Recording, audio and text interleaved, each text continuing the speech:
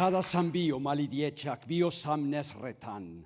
Moje otac imao mnogo pasa. Svake smo nedjelje išli u lov. Kada bi ptica pala ranjena, morao sam je dokrajčiti.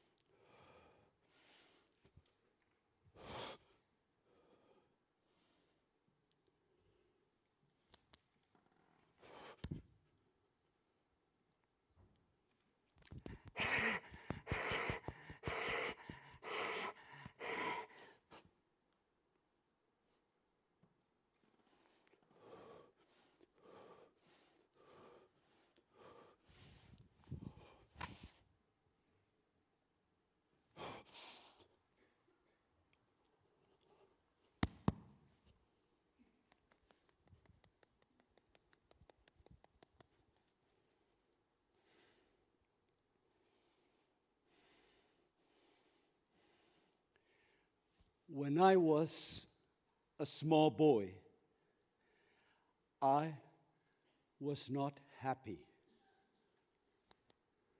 My father had many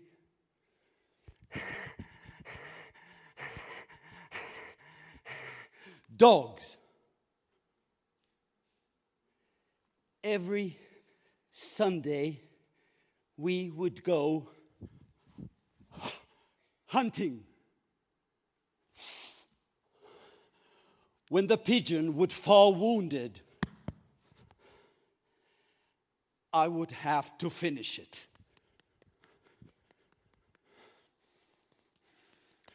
Luna! Thank you.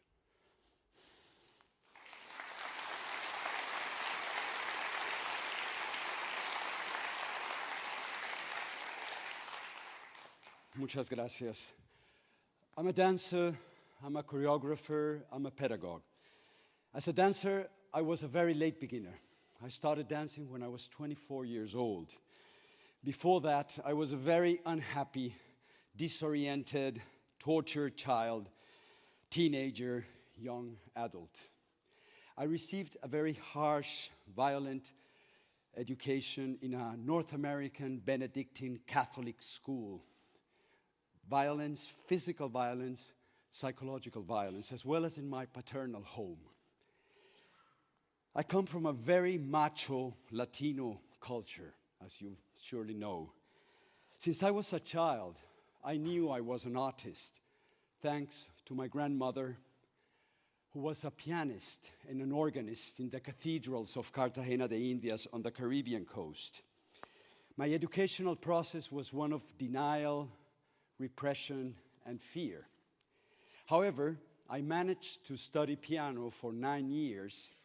Then I survived my high school years and studied 2 years of philosophy and literature. Worked for 2 years in the streets of Bogota with abandoned children that we call gamines, gamins.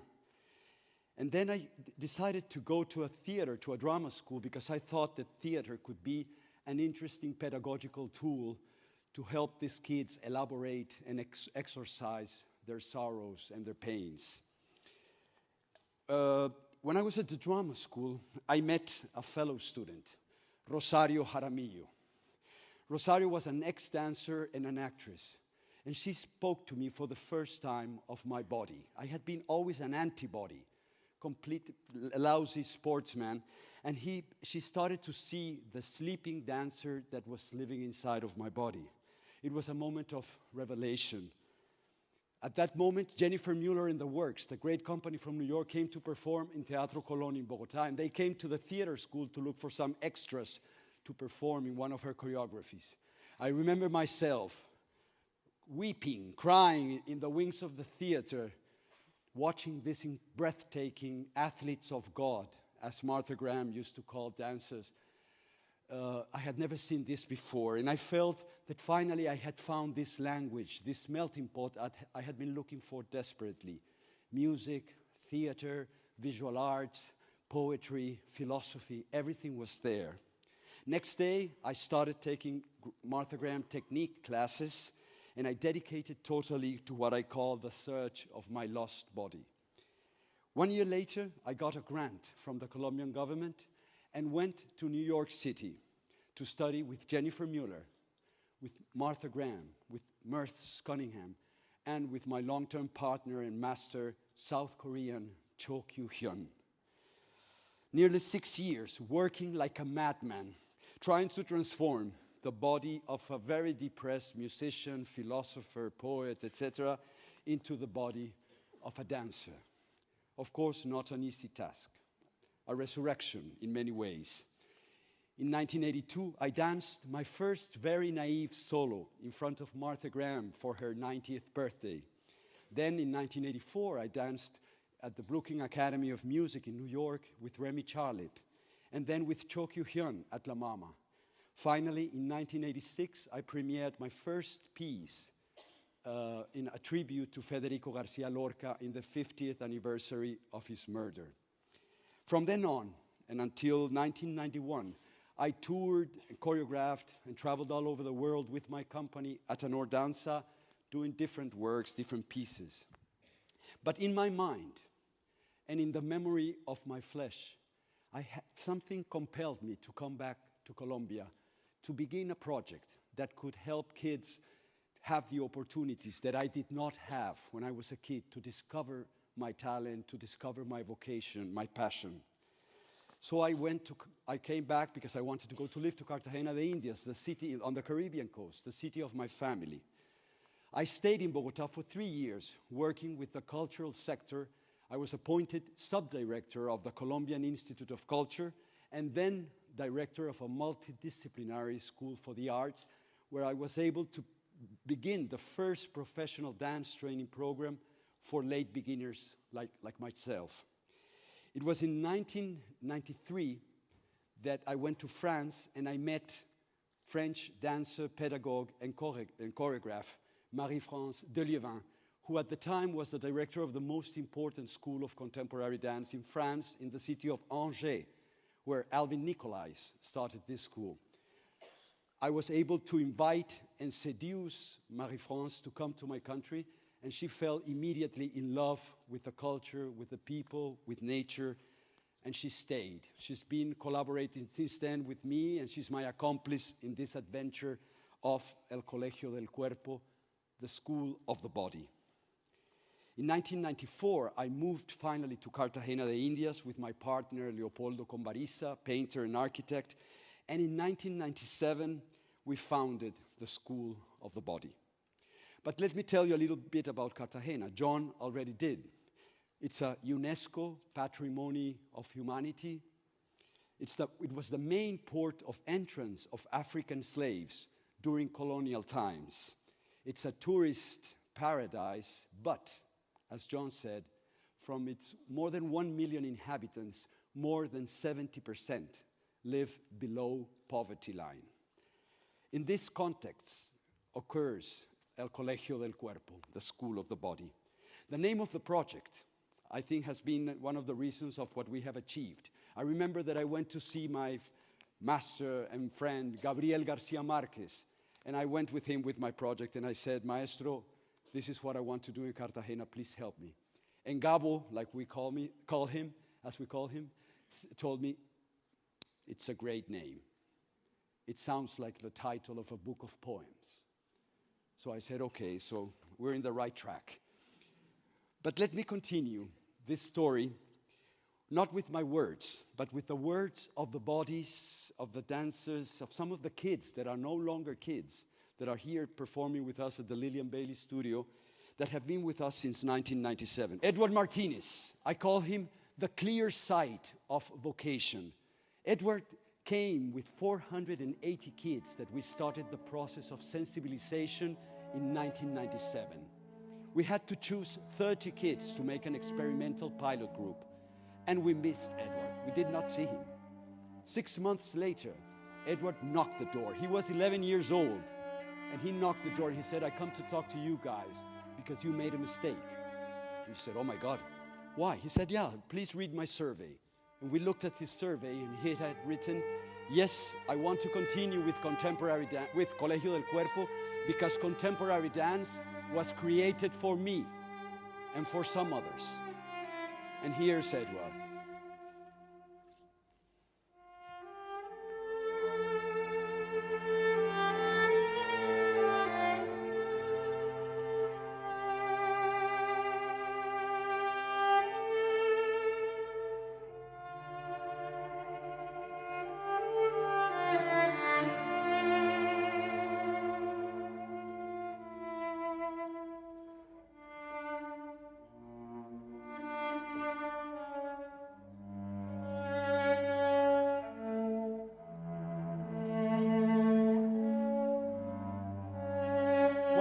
Medina was the opposite. We chose Juan Guillermo Medina, and I still do not know why. He was terrible. He was not focused. He was not concentrated. He was always a problem. We didn't know what to do with Juan Guillermo. We said, oh my God, why did we choose him? And we were trying to kick him out.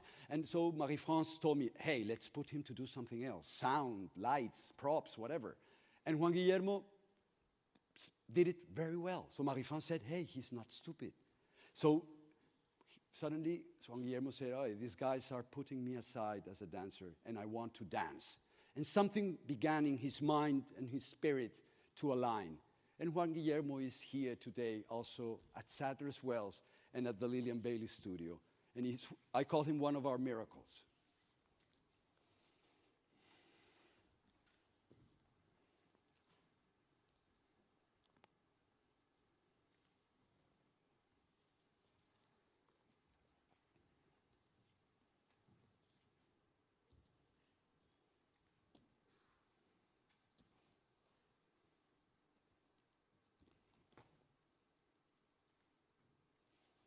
Vivian Orozco and Ricardo Bustamante, they both come from traditional Afro-Colombian dance.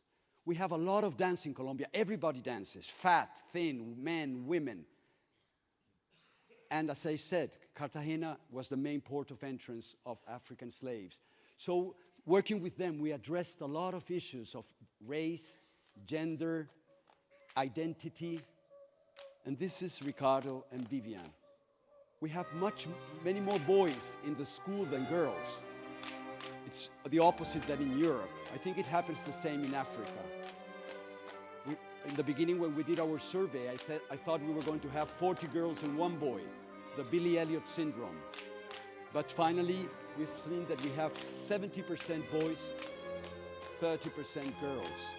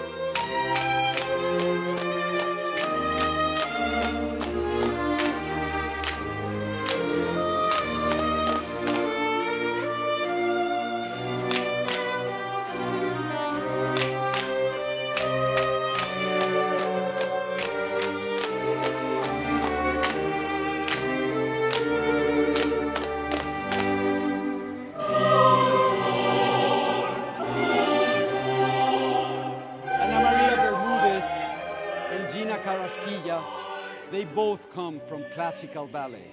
Ana Maria was trained in Cali, in the only school that exists in Colombia that teaches kids from really when they're very young to become professional dancers. Gina comes from Cartagena. Her mother is the owner of the only classical ballet school. And when we talk about classical ballet, contemporary dance, traditional Afro-Colombian dance, we're speaking about what is contemporary.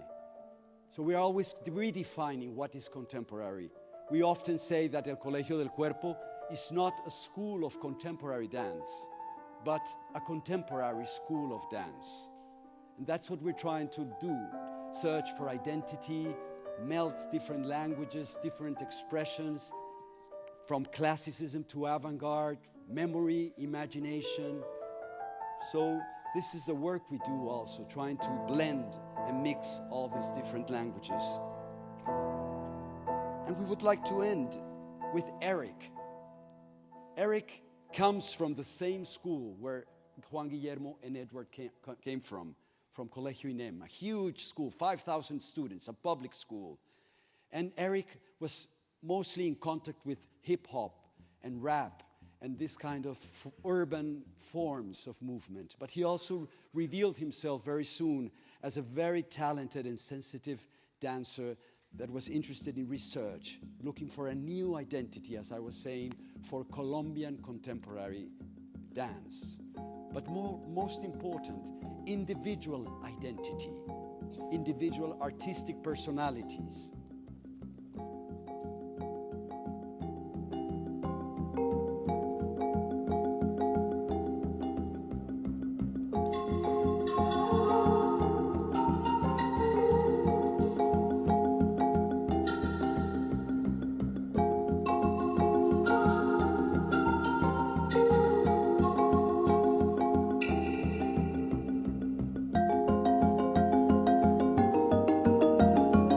I call Eric new blood for the new Colombian dance.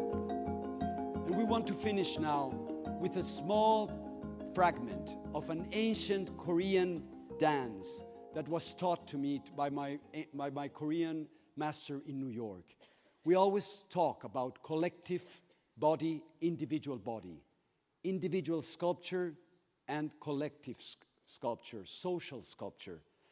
We think that art has the power to bring people together, to break the differences of race, of economic backgrounds, the power of talent, redefining talent as fire, as passion, as beauty.